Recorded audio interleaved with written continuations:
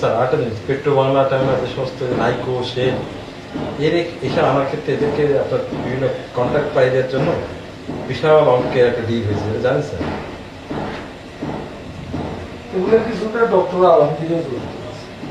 Doctor Mohiuddin Khan, সে তো sir planning ministry দিচ্ছে, সে এখানে মিনিস্ট্রি হইলেও এসব ব্যাপারে ওই নাক গলায় দিচ্ছে। সে এখানে কার সাথে এখানে কেমন পরিমাণ সে স্যার প্ল্যানিং মিনিস্টার হিসেবে তার তো একটা ইয়ে ছিল, আর তার এই সমস্ত কোম্পানির সাথে ব্যুরোক্রেট, সে তো বিউরোক্রেট ছিল একসময়, সেই সময় তার একটা মানে অ্যাক্সেস ছিল। এবং আমার মনে হয় এবং আমি অনেকটা তখন শুনেছি যে এইসব ব্যাপারগুলোতে উনি না করে। এখানে সে কি টাকা পয়সা পেয়েছিল? আমার তো মনে হয় এই টাকা কাকে দিয়েছে স্যার? উনি কি নিজেই খেয়ে ফেললেন না আরো কাউকে? না, আরো তো যাবে তো। এটা তো এই সমস্ত বড় বড় ডিল, এটা তো প্রাইম মিনিস্টার অফিসে যাবে। প্রাইম মিনিস্টার অফিসে কে কি খেয়েছে স্যার মনে হয়?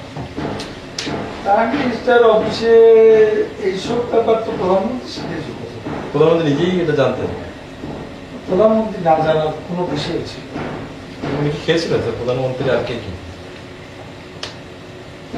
আমি তো মনে করি প্রধানমন্ত্রী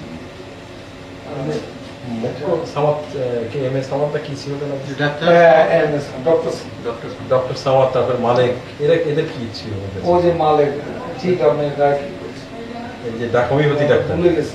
উনি কি ডাক্তার না ডক্টর? উনি হচ্ছেন ডাক্তার, উনি হোমিওপ্যাথি। স্যার এরাও কি টাকা পয়সা খেয়েছে স্যার এই ক্ষেত্রে? না, এরা এসব ছিল, এরা এসব কমিশনের মধ্যে ছিল।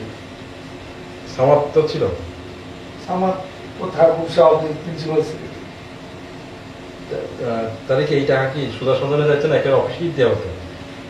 না, তখন তো সুদর্শন ছিল, তখন ছিল গণভবন অফিস।